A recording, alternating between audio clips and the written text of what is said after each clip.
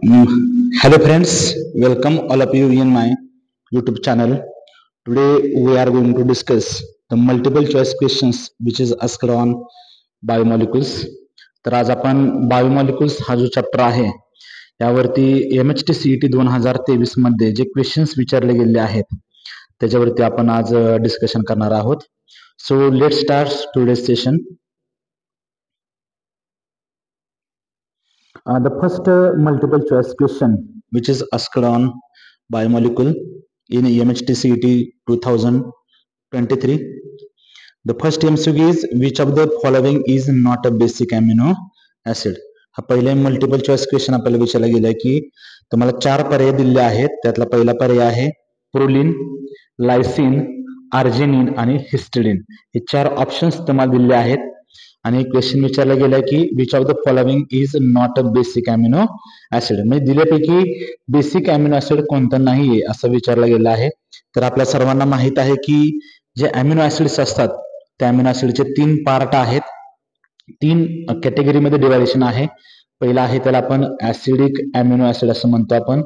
Second आहे basic amino acid आणि third one आहे न्यूट्रल अमिनो ऍसिड. म्हणजे 3 महत्वाचे टाईप तुम्हाला अमिनो ऍसिडचे पाहायला मिळतात.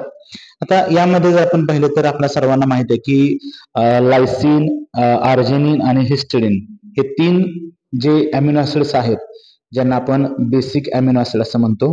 कारण त्यांच्या structures when we have to see the structure of basic amino acid, जेव्हा आपण बेसिक अमिनो ऍसिडचं स्ट्रक्चर बघू त्यामुळे तुम्हाला असं आढळेल की number of nitrogen atoms are more as compared to acid group. So they are called as basic amino acids. Only proline is not a basic amino acid. Just you have to see the structure of proline. Proline मध्ये जर बघितलं तर one nitrogen atom is present, one acid group is present, okay, and its structure is cyclic. So it is amino acid but it is not a basic amino acid. So correct option is proline. Proline is not a basic amino acid. Next MCQ number 2. Which nitrogen atom of pyrimidine base numbered from 1 to 6 is bonded with furanose sugar. हे question असा विचारला गेलेला आहे की जी फ्युरानोज sugar आहे त्या फ्युरानोज sugar म्हणजे जे त्यामध्ये जे कार्बन ॲटम आहे दॅट इज 1 to 6 त्यापैकी कोणत्या कार्बन ॲटमला पिरिडिन बेसचा नायट्रोजन काय केलंय अटॅच झालेला आहे. ऑप्शन्स आहेत option A 4, option B 2, option C 1 and option D 5. So the correct answer is second. तर सेकंड जो काय सेकंड जो कार्बन ॲटम आहे याला काय करायचं पिरिमिडिन बेसचा नायट्रोजन काय केलंय जॉईन झालेला आहे. So the explanation is second nitrogen atom of pyrimidine base is bonded to furanose sugar. So correct answer is 2. So this is the answer of the question. चला नेक्स्ट बघूया आपण MCQ number 3. That is which carbon atoms numbered from C1 to C6 are involved in the formation of ring structure of glucose. आता विचारलं काय गेलं आपल्याला की open chain जे स्ट्रक्चर आहे हे ओपन चेन स्ट्रक्चर आहे. या ओपन चेन स्ट्रक्चरचं कन्वर्जन आपलं रिंग स्ट्रक्चर मध्ये करतोय आपण हॅवर्थ फॉर्म्युला मध्ये करतोय. आणि हे हॅवर्थ फॉर्म्युला करत असताना which carbon atoms are involved in the formation of ring structure. तर हा कार्बन नंबर 1 आहे, 2, 3, 4 आणि 5.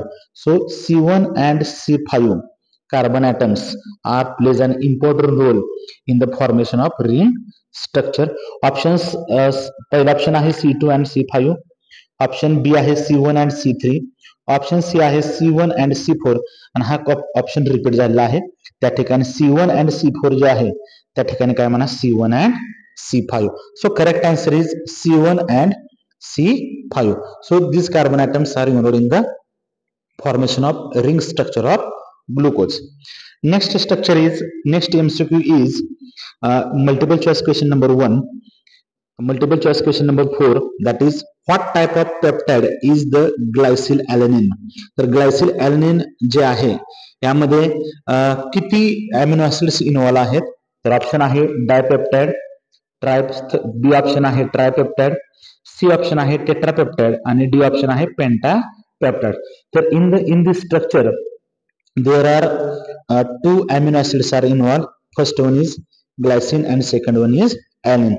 So two amino acids are involved, so answer is dipeptide. Next MCQ is MCQ number 5. In which of the following carbohydrate molecular mass increases by 84 mu after complete acetylation?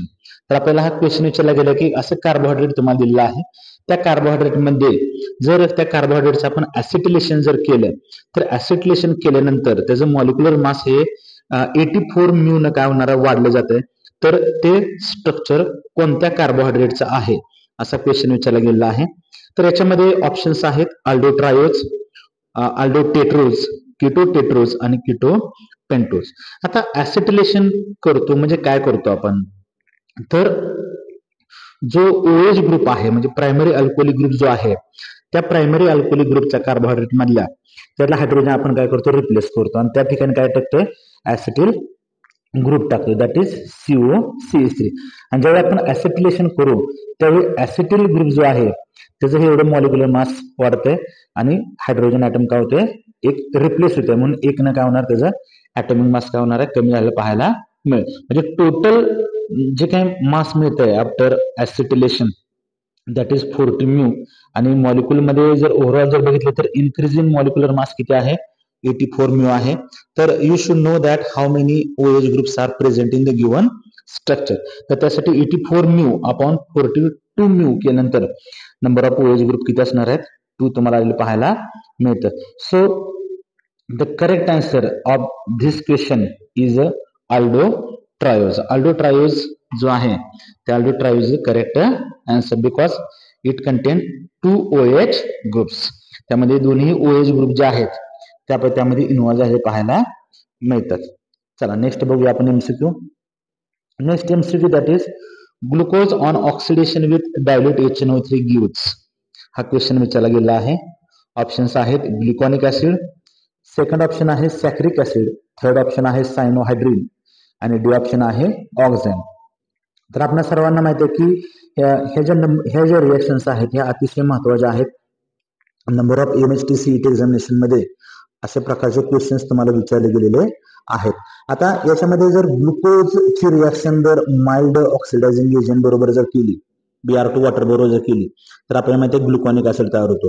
आणि ग्लुकोजची reaction जर strong oxidizing agent बरोबर जर केली आपण तर त्यावेळी हा जो फॉर्मल ग्रुप आहे त्याचं पण ऑक्सिडेशन होऊन तिथं ऍसिडिक ग्रुप येतोय आणि त्याचबरोबर हा प्रायमरी अल्कोहोलिक ग्रुप आहे त्याचं पण कन्वर्जन कशामध्ये येतं तर कार्बोक्सिलिक ऍसिड मध्ये झालं पाहायला मिळतं. म्हणजे after oxidation of glucose we get dicarboxylic acid we called as saccharic acid. So option B is the correct answer. Next question number 7. What is the value of specific rotation exhibited by glucose molecule. तर आपल्याला glucose molecule जे आहे त्याचं specific रोटेशनची value सांगायची आहे. Options आहे A option आहे 52.7 डिग्री, ऑप्शन बी आहे -92.4 डिग्री, ऑप्शन सी आहे +66.5 डिग्री आणि ऑप्शन डी आहे +40.3 डिग्री.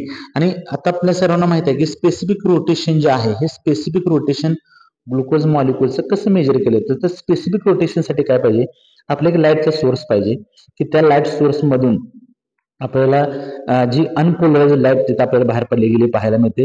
आणि ही अनपोलराइज्ड लाईट ज्यावेळी पोलरायझरच्या माध्यमातून फिल्टरच्या माध्यमातून ती बाहेर पडली होते त्यावेळी काय होतं आपल्याला तर प्लेन पोलरायझर्ड लाईट मिळते. काय मिळते प्लेन पोलरायझर्ड लाईट. आणि ही प्लेन पोलरायझर्ड लाईट जर आपण एखाद्या ऑप्टिकली ऍक्टिव्ह सॅम्पल जसं आपण ग्लुकोज मधून जर पास केला आपण तर त्यावेळी काय होते ही जी प्लेन पोलरायझर्ड लाईट आहे ती काय होते तुम्हाला राईट डायरेक्शनला काय होते तुम्हाला मूव्ह झालेली बघायला मिळते किंवा राईट साईडला तुम्ही रोटेट झालेली पाहायला मिळते. जर राईट साईडला जर रोटेट होत असेल तर त्याला आपण डेस्ट्रो रोटेटर म्हणतो आणि जर ती लेफ्ट साईडला जर रोटेट होत असेल तर त्याला आपण काय म्हणतो तर लिव्हो रोटेटर असं आपण म्हणतो. तर यामध्ये जर बघितलं तर ग्लुकोज जो आहे हा नॅचरली ऑकरिंग जो ग्लुकोज आहे हा आपल्याला डेस्ट्रो रोटेटरी फॉर्म मध्ये पाहायला मिळतो. So correct answer of this question is +52.7 degree. त्यानंतर नेक्स्ट MCQ आहे which of the following is correct bridge name of deoxyribose adenosine monophosphate. तर करेक्ट ब्रिज नेम आपल्याला काय करायचं सांगायचं आहे. ऑप्शन आहे AMP, ऑप्शन बी आहे DAMP, ऑप्शन सी आहे DTMP आणि ऑप्शन डी आहे UMP. तर हे 4 ऑप्शन दिलेले आहेत. आता बघूया आपण की हे जे लॉंग फॉर्म काय आहेत ते. पहिल्याचा लॉंग फॉर्म आहे AMP. AMP stands for adenosine monophosphate. Adenosine मोनोफॉस्फेटच्या संदर्भात आहे. त्यानंतर सी ऑप्शन आहे DTMP, त्यामध्ये डिऑक्सिथायमिडिन मोनोफॉस्फेट आहे. ऑप्शन डी आहे UMP, युरिडिन मोनोफॉस्फेट आहे. आणि DAMP that is deoxy adenosine monophosphate, की ज्यामध्ये डी जो आहे हा डिऑक्सिरायबोज म्हणून काम करतो. त्याचबरोबर त्यामध्ये ॲडेनिन आहे, त्याचबरोबर एक फॉस्फेट ग्रुप आहे, म्हणून आपण त्याला काय म्हणतो जनरली जर बघितलं तर DAMP म्हणतो आपण, deoxy adenosine monophosphate. So correct answer of this question is DAMP is the correct answer. Next one, that is, which from following reagents is used to identify straight chain of glucose. तर आपल्याला एक असं reagent आहे की ज्याची ग्लुकोजवर reaction केल्यानंतर आपल्याला असं समजलं जातं की ग्लुकोजमध्ये स्ट्रेट चेन कार्बनची प्रेझेंट आहे. यासाठी काय केले, रिॲक्शन आहे ग्लुकोजची. Wien glucose react with HI. आता याच्यामध्ये ऑप्शन आहेत बघा, HI ऑप्शन आहे ए, बी ऑप्शन आहे डायल्यूट HNO3, ऑप्शन सी आहे HCN आणि ऑप्शन डी आहे ऍसिटिक अनहायड्राइड. जर आपण ग्लुकोजची रिएक्शन HI बरोबर, हा ग्लुकोज आहे, याची reaction strong reducing agent HI बरोबर केली आपण, तर we get straight chain hexane, we called as n hexane. आणि एन हेक्झेन इंडिकेट काय करतो, तर 6 carbon atoms are present in the structure of glucose and they are present in straight chain. तर अशा पद्धतीनं त्याचं जे रिएक्शन आहे ते आपण HI बरोबर करतो. So HI is the correct answer.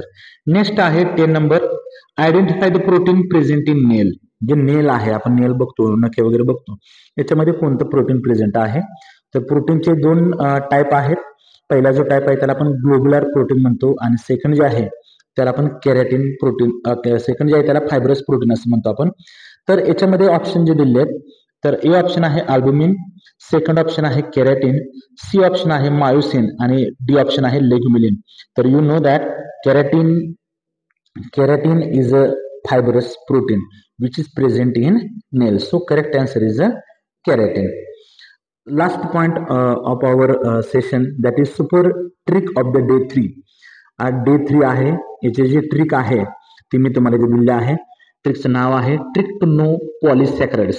पॉलिसॅकराइड्स कसे लक्षात ठेवायचे, तर आपल्या पॉलिसॅकराइड्स मध्ये माहिती आहे, पॉलिसॅकराइड्स म्हणजे काय आहेत की असे कार्बोहायड्रेट्स की ज्यांचा हायड्रोलिसिस केल्यानंतर मोर दॅन 10 मोनोसॅकराइड युनिट तयार होतात, त्यांना आपण पॉलिसॅकराइड्स म्हणतो. म्हणजे असे पॉलिसॅकराइड्स की जे जनरली जर आपण पाहिलं तर they are called as non sugar म्हणून काम करतात.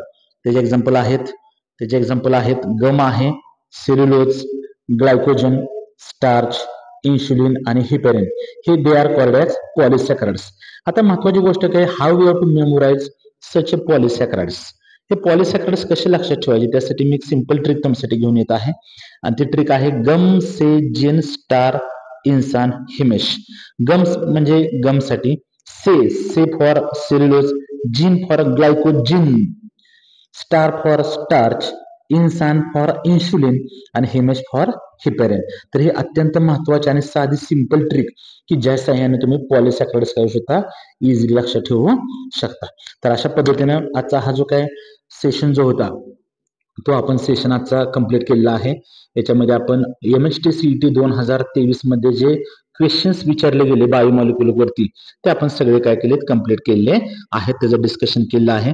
जर एखाद्या क्वेश्चन बद्दल जर काय तुम्हाला डाऊट्स वगैरे असेल तर डेफिनेटली माझ्या चॅनलच्या कमेंट सेशन मध्ये जाऊन या व्हिडिओच्या खाली तुम्ही ते क्वेश्चन्स काय शकता लिहू शकता.